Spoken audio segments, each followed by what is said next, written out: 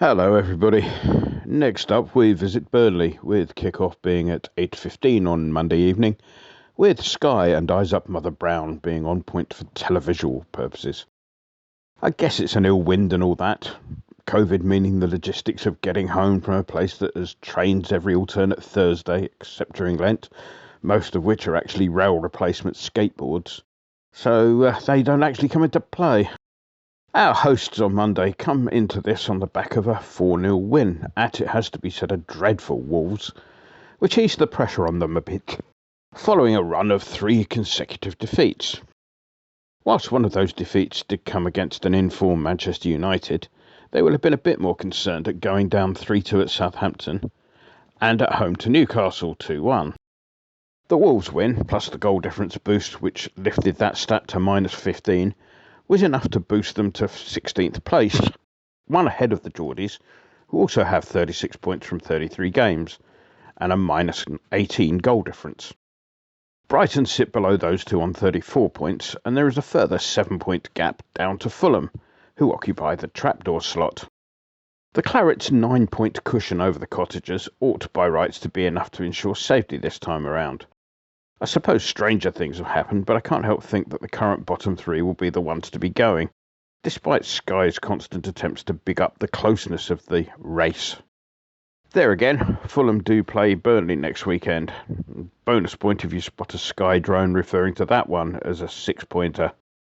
When we last met at the Olympic, they had not long been taken over by American interests. There is a theory, which I've just made up, that our cousins across the pond had heard that there was a so-called Super League place up for grabs, what with them having won the top flight only 1 year earlier than Spurs' last win in 1961.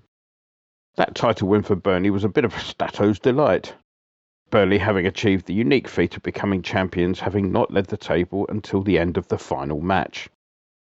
Although the new owners pitched up in December, just in time for the winter window to open, they gave Daisy, the socially distanced support bubbling personal assistant with a beautiful smile, another day off from slaving over transfer details by making no signings at all in January, which was interesting in its own way, given that Dyche had spent the months leading up to the US takeover commenting to anyone who would listen about how shallow the first 11 pool was. Stage asides clearly aimed at the then owners. They will then have to go with what they have to the end of the season. What they have includes last week's hat-trick perpetrator Chris Wood. He's one of those players of whom nobody says many clubs are looking at Burnley striker Chris Wood, but nevertheless who still manages to keep the goal-scoring clock ticking over, usually against us. Wood is streets ahead of anyone else in the goal-scoring charts at Turf Moor, his triple at Molineux bringing him up to double figures. A Kiwi international compadre of Winston Reid, he has a contender at international level for most unusual caution, his goal against Honduras being marked by his showing the crowd his underwear. Of late, Wood has been parted by Matej Vydra. Vydra has been enjoying a prolonged run in the side, though this was initially prompted by the injury absences of Ashley Barnes and Jay Rodriguez. He has held on to his place as those two have returned to fitness. They have Nick Pope between the sticks, of course. The goalkeeping slot is one in which they have been relatively blessed in recent years. Tom Heaton came to prominence at Turf Moor, and a decent England career looked on the cards until he became cursed with injury. Pope came in to deputise, whereupon it was discovered that he was actually probably even better. Pope is now a fully established part of the England setup. Personally, I'd rate him above Pickford, who I believe is trading on past penalty saves for the Three Lions. There again, what do I know? And on we move to the wild and wacky world of association football. Liverpool quickly got over the disappointment of not being in a relegation-free competition by picking up their wild card from UEFA, which will mean that they can walk into the so-called Champions League without all that tedious having to qualify for it nonsense. Their next rule change will be to have 3 points awarded to them after every match, irrespective of the result, on the grounds that had the match been played in the early 80s, they might have won it anyway. The Scousers match against Newcastle was a sad event for all of us here at the Avram Grant Olympic Rest Home for the Bewildered, as we heard of the passing of the Rest Home's resident Geordie, Preview Alistair. His input into these columns over the years whenever we were playing the Magpies was invaluable, and any drop in the share price of Guinness will not have been coincidental. I'd like to have thought this demise arose as a result of the desperate attempts by PGMOL to ensure Liverpool got all 3 points last weekend. They'll look at a possible handball 100 times if it means that they can disallow a goal against Liverpool, but they'll completely ignore the blatant push that would have given Newcastle a penalty. Sadly, our friend was certainly nowhere near a TV at that point of the day. His last WhatsApp message to me was, "Bruce out." So let's move on to us. Well, in the cold light of day, we could have no complaints about last week's result. It was just another game too far for the depleted squad. However, it was not beyond the bounds of possibility that we might have nicked a point at the end. Sadly, we were denied that possibility by yet another refereeing decision that is rapidly becoming par for the course. I get bemused by comments to the effect that there's too much criticism of referees. In fact, there's next to no criticism of referees themselves. Take this latest example of idiocy. Yes, the decision was widely condemned, as happens pretty much every single week. However, nobody actually looks at the quality of those making the decision. It's as if the clock gets reset every single week. How many perverse decisions has, for example, Mike Dean made in his career? Hundreds? Thousands? After each one, what happens next? Pundits sit in a studio and moan. Occasionally, a journo might raise a disapproving note in a subsequent article, then nothing. Where's that pundit looking at the wider picture? Where is there anyone pointing out that we get the same rubbish from officials every single week? Where's the in-depth newspaper article looking at the disgraceful standards of officiating in this country and asking why is nothing being done to rectify the problem?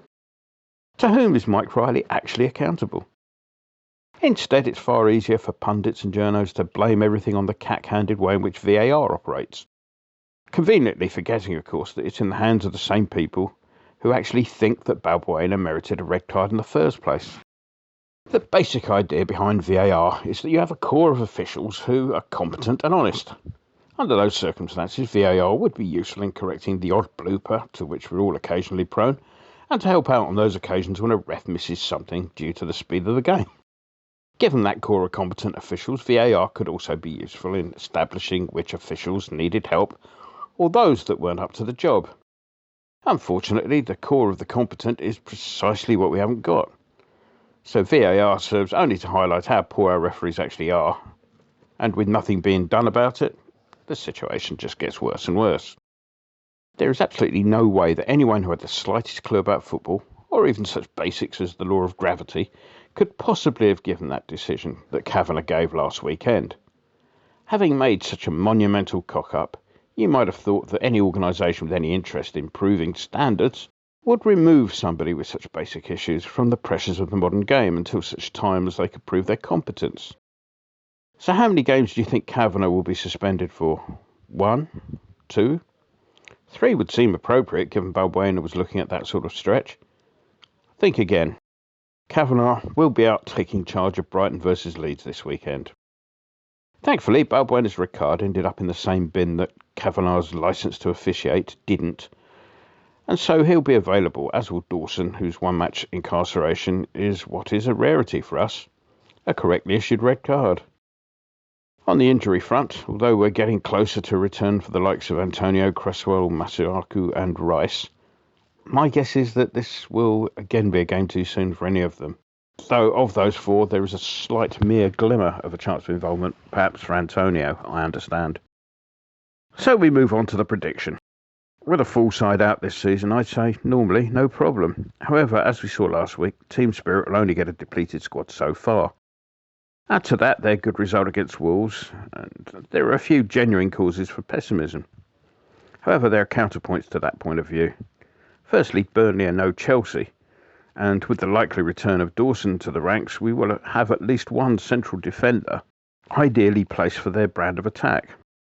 Secondly, as statistically decent the victory over Wolves was, Wolves were absolutely woeful, and will certainly be more of a challenge than Wolves would be on anything more than an off day.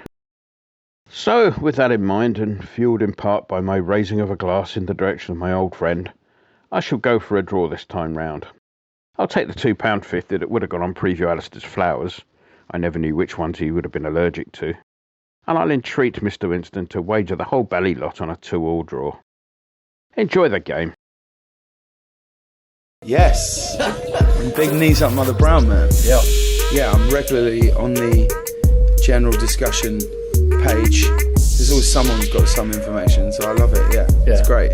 Yes, it's excitement surrounded by imminent disappointment. That's what it mostly is. Get on the forum at kumb.com. Come on, you irons.